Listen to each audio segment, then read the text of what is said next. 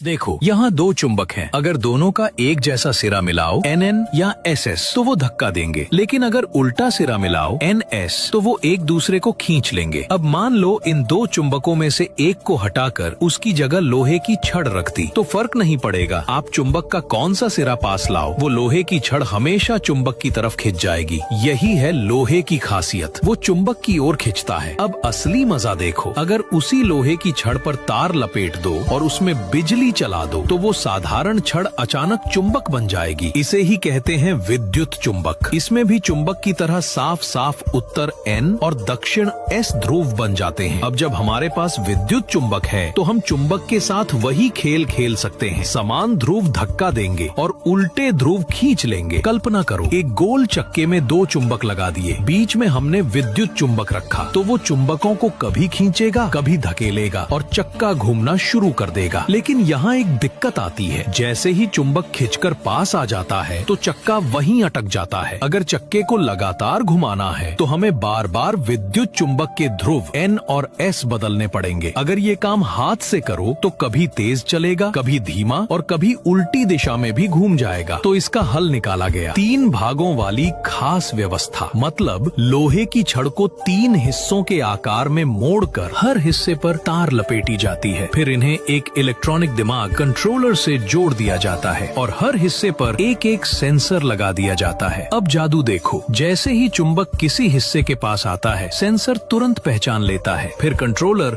उस हिस्से का ध्रुव बदल देता है। जो पहले N था उसे बंद करके S बना देता है, या जो S था उसे N बना देता है। इससे चक्का कभी रुकता ही नहीं। हर बार चुंबक को धक्का और खिंचाव दोनों मिलते रहते हैं और धीरे धीरे चक्का बहुत तेज घूमने लगता है। यही है ब्रशलेस मोटर का असली राज। इसमें ब्रश या घिसने वाले हिस्से नहीं होते, इसलिए ये लाइक करके चैनल को सब्सक्राइब जरूर कर ले।